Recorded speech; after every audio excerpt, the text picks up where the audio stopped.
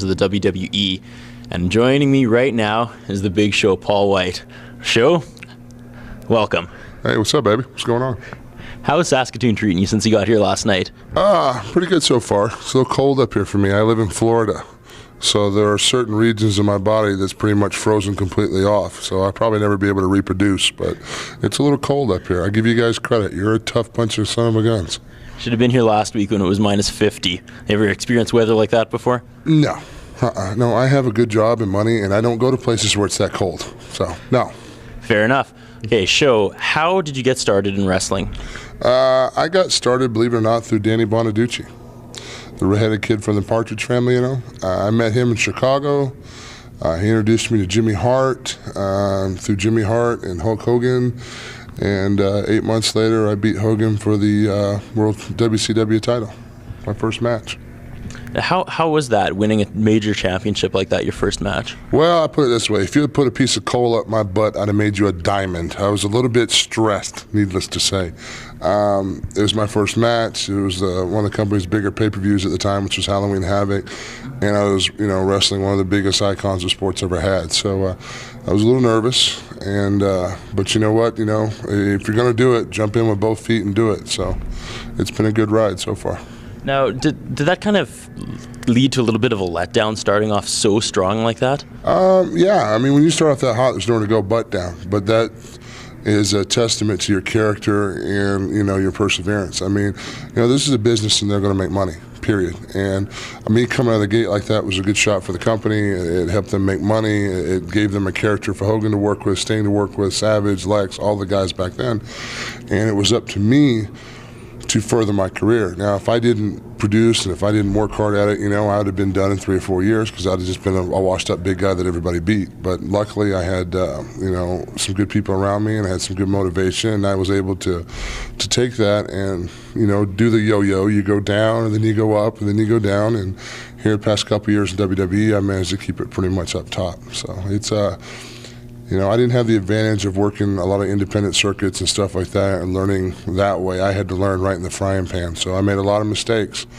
But luckily, I only made the mistakes one time. I just made a different one each time. So hopefully, we just keep learning and keep growing.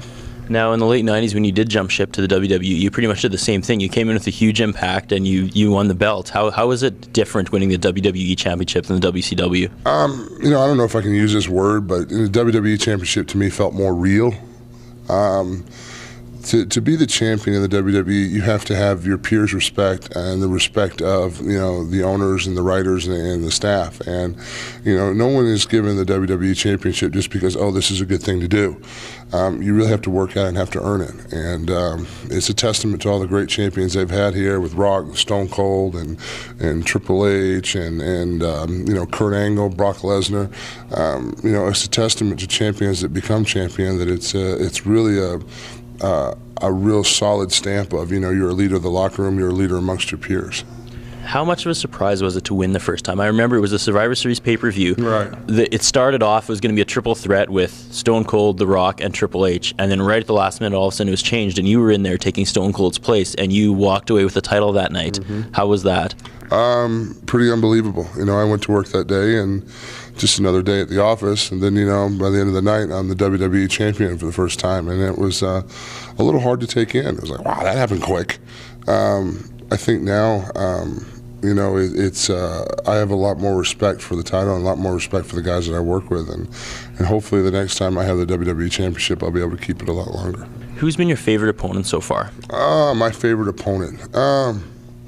I'd always have to say somebody that brings out the best in me. I'd probably have to say like Kurt brings out, Kurt and I have some great matches. Brock and I, working against each other, have had some really, really good matches. Even Rocky and I have always had some good matches too. It's I have a lot of guys that I have fun working with in different aspects. I'd probably say my all-time favorite, though, would probably have to be Kurt. So now, what would your all-time favorite match be? The one that sticks out the most for you? My all-time favorite match. I've got two actually. One was a triple threat match between Kurt, Brock, and myself in Denver, Colorado. That was one of my better matches, I think. I went like 19 or 20 minutes in Denver before I got a break between, beating up Kurt, beating up Brock, beating up Kurt, beating up Brock. I went like 20 minutes before I even got to take a breath. So I was, for a big guy like me to be able to compete at that level and that intensity, I always look back as one of my favorite matches. And also my stretcher match that I had with Brock, I thought was one of the better matches I've had. I know it was a gimmick match, but there was a lot of good psychology in it, and it was a very entertaining match. I think it was well done. I'd have to say also this past Royal Rumble was also another one of my favorites because the storyline behind it and everything felt really good, and we told a good story. This is what a giant can do. This is what a giant is. Now you talk about the ups and downs of the businesses, but someone of your size, I personally think they'll always have something for you. Like, how can they not use you? Well, it's real easy not to use me. I mean, if I don't have, a lot of drive and a lot of intensity, then I just become another big lazy guy. And the world's full of big lazy guys. That's why big guys have bad reputations as being lazy, because most big guys are lazy. So for me, my thing is I'm the first one in the building, the last one to leave. My intensity and work ethic is far beyond what it's ever been, anything else I've ever done now, because I know that's what it takes for me to compete and be successful at this level. I mean, God's sakes, we've got Olympians, national champions, movie stars. There's so many people in this company that are so talented that you really have to not take anything for granted and work hard here. And plus our boss, for Christ's sake, Vince McMahon, never sleeps. I think he's a robot. I've never seen him yawn. I've never seen him sick. The guy's 55 years old. He's in better shape than I've ever been in. So there's something to it. You follow by example. How hard is it to stay in good enough shape to wrestle consistently? Like, you wrestle through injuries, you wrestle through sickness. How physically spent are you at the end of the week? Oh, at the end of the week, I'm pretty banged up and beat up. I mean, I've got a fractured tailbone now. I've got a bone chip in my right elbow, and I'm still working. There's a difference between being in weight room shape or, Brock and Kurt, they have tremendous physiques. Billy Gunn, Bob Holly, those guys, John Cena, those guys are all what I call gym guys. I'm a guy that doesn't go to the gym, that eats what I want because, I like life, and I'm going to. If you could have one dream match against any former wrestler or current superstar, deceased or not, who would it be? I'd honestly have to say I'd love to have, my dream match would probably be between Andre and myself. I'd love to have a match with him in his heyday and my heyday, and really just see how that story would unfold. Everybody always says, well, you're the next Andre. Andre was so talented and so unique and so different that I'm very flattered to be put in that category.